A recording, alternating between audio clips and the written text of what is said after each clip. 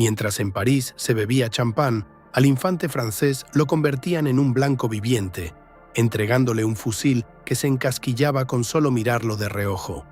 Estamos acostumbrados a culpar de la catástrofe de 1940 a generales mediocres, pero observen las armas reales de los soldados. El ejército francés, llamado el mejor de Europa, resultó ser un museo de antigüedades. No era el arsenal de una superpotencia, sino un vertedero de chatarra desgastada, recolectada de los rincones más remotos solo para completar informes. Mientras la Wehrmacht pasaba por un proceso de unificación, el combatiente francés cargaba sobre sus hombros el peso de la impotencia industrial de su país. En lugar de sistemas modernos, a los soldados les entregaban hierro de la época de Verdún. El metal estaba tan fatigado que los mecanismos estallaban bajo cargas estándar. Los soldados leían en los periódicos artículos sobre el reequilibrio de armamento, pero en realidad recibían atizadores peligrosos para el propio dueño. Fue un engaño deliberado. El gobierno alimentó al pueblo con una ilusión de poder, enviando a cientos de miles de muchachos a las trincheras con una herramienta que fallaba en el segundo preciso del combate. Francia entró en la guerra con una espada oxidada que se desmoronaba en las manos. Pero los cañones oxidados eran solo la mitad del problema. La verdadera pesadilla comenzó cuando abrieron las cajas de municiones. Fue un error de cálculo garrafal de los ingenieros, a quienes no se les ocurrió hacer las cosas como es debido y unificar los calibres a tiempo. Los soldados rasos tuvieron que pagar por su pereza e incompetencia con sus propias vidas, allí mismo, en las trincheras. En lugar de un estándar único, el ejército francés recibió un infierno logístico. En las unidades se utilizaban simultáneamente cartuchos de 8 milímetros, 7,65 milímetros y 7,5 milímetros. Mientras los alemanes operaban con un sistema de suministro pulido, los logísticos franceses en la retaguardia se convirtieron en jugadores de azar, tratando de adivinar qué tipo de munición necesitaba un regimiento específico. En una sola división podían encontrarse 3 estándares diferentes, lo que requería cadenas de suministro distintas. En la línea de fuego, este caos se traducía en catástrofe. En pleno combate, cuando la infantería alemana lanzaba el ataque, los combatientes abrían las tan esperadas cajas y descubrían que las balas simplemente no entraban en las recámaras. Recibir el calibre equivocado significaba la transformación de una unidad en una multitud de blancos desarmados. Durante décadas de paz, los ministerios no lograron ponerse de acuerdo sobre una bala única, condenando a los soldados a la muerte por una diferencia de milímetros. El ejército se asfixiaba por la falta de uniformidad que los oficiales de Estado Mayor llamaban periodo de transición, aunque en realidad era un desorden mortal que paralizó la defensa del país. Pero detrás de este caos numérico había un detalle concreto: una pequeña pestaña en la bala antigua que literalmente hacía explotar los mecanismos de los fusiles. Un solo detalle extra en el casquillo, una pestaña sobresaliente, convirtió al fusil francés en el más caprichoso del mundo. La raíz de los problemas de la infantería residía en el cartucho para el fusil Lebel. Los diseñadores dejaron en el casquillo un enorme reborde o pestaña, lo que se convirtió en una sentencia técnica. Debido a esta falda, los cartuchos en el cargador se enganchaban entre sí, creando bloqueos fatales. Mientras el mundo hacía la transición a casquillos lisos, los franceses luchaban con una munición cuya forma era más adecuada para una escopeta de caza. Para el soldado de 1940, esto se traducía en un infierno. Mientras el enemigo rociaba las posiciones con plomo, el francés hurgaba frenéticamente en el cerrojo, intentando extraer un casquillo que se había torcido en el mecanismo. El depósito del fusil se convertía en una lotería. O alimentaba el cartucho o lo mordía mortalmente con el metal. La defensa heroica se estrellaba contra una geometría primitiva. La terquedad de los ingenieros le costó a Francia la movilidad de fuego. Los combatientes pasaban más tiempo luchando contra su propia arma que disparando al enemigo. El alardeado Lebel se convirtió en símbolo del atraso técnico, arrastrando al ejército a la tumba. Intentando corregir la vergüenza, los ingenieros crearon un nuevo cartucho, pero se las arreglaron para convertirlo en el regalo ideal para el enemigo. El cartucho francés M1924 resultó ser tan similar al alemán que los ocupantes utilizaron los almacenes capturados como si fueran propios. Cuando el mando francés finalmente comprendió la magnitud de la catástrofe con los cartuchos de pestaña, se decidió crear un nuevo estándar, el 7,5 x 54 milímetros. Durante 10 años, las mejores mentes del país trabajaron en la munición que debía salvar al ejército. El resultado fue impactante. Por sus dimensiones y balística, el nuevo cartucho copiaba casi por completo al Mauser alemán. Francia realizó una hazaña increíble al crear un cartucho gemelo para su principal enemigo. Esta decisión de ingeniería fue fatal en 1940. Las tropas alemanas, al capturar los depósitos franceses, descubrieron millones de cartuchos que se adaptaban perfectamente a sus propias necesidades tras un ajuste mínimo de los equipos capturados. Francia acumuló recursos y construyó fábricas durante años solo para terminar abasteciendo gratis a la Wehrmacht en avance. Los alemanes acribillaban al ejército francés utilizando sus propias capacidades industriales contra sus creadores. Mientras París gastaba presupuestos en desarrollo, de facto construía una segunda base de materias primas para Hitler, convirtiendo la seguridad nacional en un acto de caridad técnica para su futuro verdugo. Bajo este cartucho se moldeó el fusil MAS-36, pero verlo en combate era más difícil que ver a un fantasma. El fusil más moderno de Francia era una leyenda que los soldados solo veían en los periódicos, mientras se defendían con los atizadores de 1907. A mediados de los años 30, Francia finalmente creó un arma digna, el MAS-36. Corto, robusto y con un calibre moderno, debía ser la respuesta al Mauser alemán. Pero entonces entró en juego una parálisis industrial total. Mientras la propaganda pregonaba el poder de la República, las fábricas entregaban fusiles en lotes patéticos. En lugar de armar a las unidades de choque en la frontera, los burócratas cometieron un error absurdo. Los nuevos cañones se enviaron a unidades de retaguardia, centros de entrenamiento y colonias para no mezclar calibres en el frente. El resultado en 1940 fue una pesadilla surrealista. Las divisiones de élite, que recibían el impacto de las cuñas de tanques, iban al combate con fusiles antiguos de los sistemas Berthier y Lebel, que recordaban incluso a Napoleón III. Mientras tanto, los novísimos MAS-36 acumulaban polvo en almacenes en el interior del país o custodiaban las arenas del Sáhara. Millones de combatientes se quedaron sin protección moderna debido a la impotencia administrativa. Los soldados se sintieron traicionados. Sabían que el país tenía armas decentes, pero en sus manos solo había chatarra oxidada.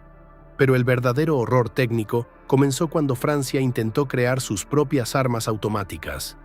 Un fusil semiautomático que podía desmoronarse en las manos del tirador tras el primer cargador.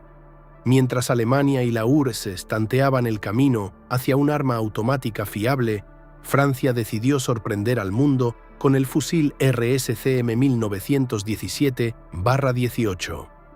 Fue un intento de crear el arma del futuro, pero en realidad resultó ser una pesadilla mecánica.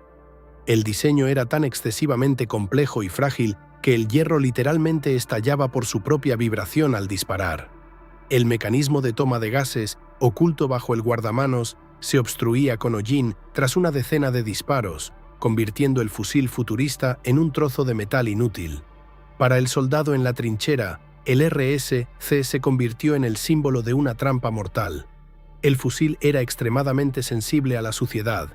El más mínimo grano de arena en el mecanismo provocaba un encasquillamiento fatal. La vergüenza de la situación llegó al límite.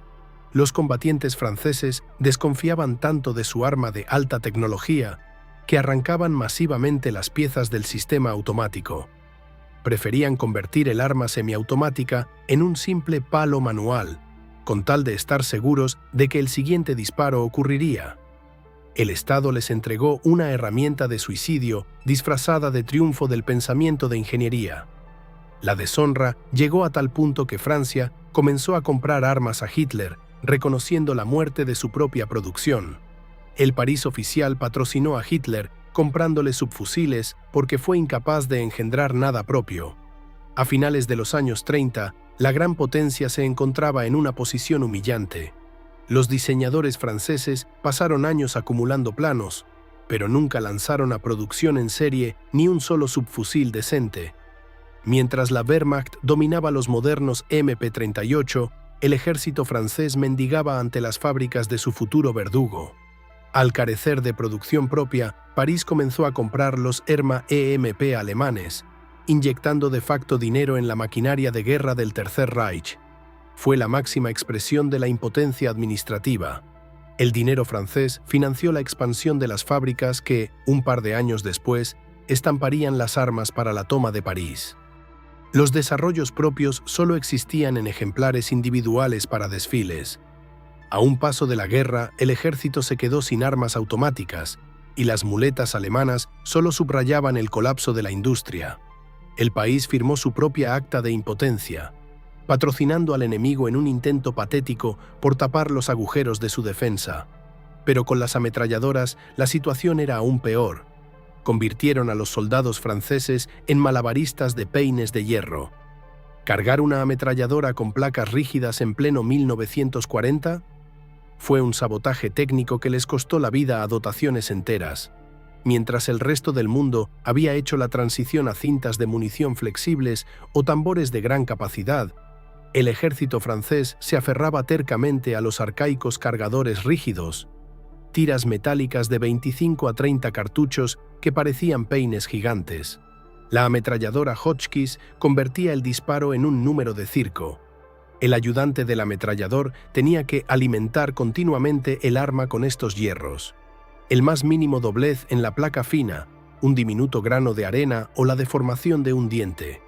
Y la ametralladora de 25 kilogramos se convertía instantáneamente en chatarra inútil.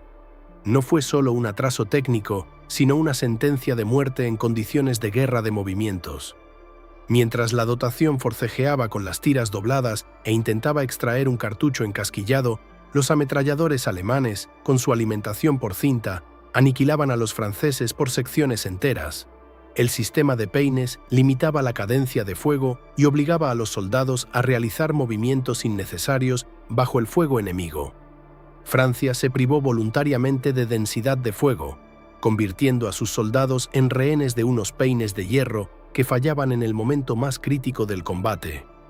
En este escenario, las unidades antitanque parecían niños con tirachinas frente a un muro de hormigón. ¿Enfrentarse a un tanque con una pistola de aire? Los fusiles antitanque franceses eran tan débiles que los alemanes confundían sus impactos con pedradas. En 1940, los artilleros antitanque franceses parecían escuadrones suicidas armados con herramientas de jardín. Mientras las cuñas blindadas alemanas reforzaban su coraza, Francia desplegó contra ellas fusiles y cañones antitanque que ya estaban moralmente obsoletos desde la década anterior. A los soldados les entregaban tubos que, al impactar en el blanco, apenas arañaban la pintura de los Panzer. No era una defensa, sino una pura imitación de armamento para cumplir con los informes de los oficiales de Estado Mayor. Literalmente enviaban a la gente al matadero. Las dotaciones francesas, demostrando una valentía asombrosa, dejaban que los tanques se acercaran a quemarropa, disparaban a quemarropa y veían con horror cómo sus proyectiles rebotaban sin causar el menor daño al enemigo. Los tanquistas alemanes recordarían más tarde que a veces ni siquiera se daban cuenta de que les estaban disparando. El sonido de los impactos de los petardos franceses parecía el golpe de grava pequeña. El mando sabía de la ineficacia de estos proyectiles, pero seguía lanzando a los muchachos a la línea de fuego, tapando los agujeros de la estrategia con cuerpos vivos. Fue un genocidio técnico de su propio pueblo bajo la apariencia del cumplimiento del deber militar. Cuando el frente se derrumbó, lo primero que hizo de Gaulle fue ordenar que se tirara toda la basura de armas francesas al vertedero. Francia solo regresó a la guerra cuando se deshizo por completo de los cerrojos franceses y tomó los cañones estadounidenses. Cuando el gobierno de Vichy capituló y el movimiento de la Francia libre comenzó a levantar la cabeza, Charles de Gaulle tomó una decisión difícil, pero la única correcta. Las armas francesas debían desaparecer. Reconoció de facto que las fábricas nacionales habían creado basura con la que la victoria era, en principio, imposible. El renacimiento del ejército no comenzó con la restauración de las viejas manufacturas, sino con un reequilibrio total hacia los modelos estadounidenses. Para volver a ser una fuerza temible, los franceses tuvieron que mudarse de piel por completo y convertirse en un reflejo del ejército de los Estados Unidos. 70.000 Springfields, Garants y Thompsons se convirtieron para los soldados franceses en el billete hacia un combate real. El orgullo de una gran potencia fue pisoteado por la necesidad de usar hierro ajeno, pero era la única oportunidad de dejar de ser víctimas. Las oficinas de diseño francesas, que durante décadas habían engendrado monstruos inviables, fueron enviadas al basurero de la historia junto con sus planos. Los soldados cambiaban con alivio los caprichosos Levels por fusiles americanos fiables, comprendiendo que ahora su vida dependía de la calidad del acero y no de las fantasías de los burócratas parisinos. Incluso las pistolas personales de los oficiales se convirtieron en un símbolo de escasez y promesas vacías. La moderna pistola Mas 1935 se convirtió en leyenda solo porque nadie la vio en el frente. La industria francesa obró un milagro. Creó una pistola realmente excelente. La Mas 1935 era elegante, precisa y fiable, pero existía en una realidad paralela. Mientras los ministerios admiraban las refinadas líneas de la nueva arma, las fábricas simulaban actividad produciéndola en tiradas insignificantes. La pistola se convirtió al instante en un codiciado souvenir para el generalato, quedando para el resto del ejército como un simple fantasma de los folletos publicitarios. La realidad de 1940 fue espantosa. Oficiales y tanquistas iban al combate con revólveres modelo 1892. Eran anacronismos de pólvora negra que en la era de los subfusiles parecían piezas de museo. Mientras el enemigo utilizaba veloces Walter, los franceses tapaban los agujeros de suministro con antigüedades del siglo XIX. La magnífica Mas 1935 se convirtió en el símbolo de todo el complejo militar industrial de Francia. Ideas brillantes que nunca llegaron al frente y dejaron a los soldados cara a cara contra un futuro que los arrollaba. Todo este arsenal es el ejemplo ideal de cómo la arrogancia y el estancamiento matan a un país desde adentro. La derrota de Francia fue programada en las mesas de dibujo de ingenieros negligentes. El armamento de 1940 no fue solo un error técnico, fue el estándar de oro de la impotencia industrial. La derrota de Francia no fue una casualidad, estaba grabada en el metal, en los cerrojos torcidos y en los casquillos deformados años antes de los primeros disparos. El país entró en la guerra más grande de la historia con una espada oxidada que se rompió en el primer segundo de un enfrentamiento serio. Por la soberbia de los políticos y la pereza de los diseñadores, millones de muchachos comunes, lanzados a las trincheras con chatarra inservible, pagaron con sus vidas.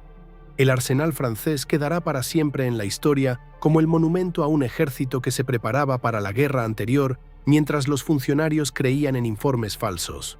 Fue el colapso de la conciencia de ingeniería. Cuando el progreso tecnológico es sustituido por desfiles y planos hermosos, el precio a pagar es la catástrofe nacional.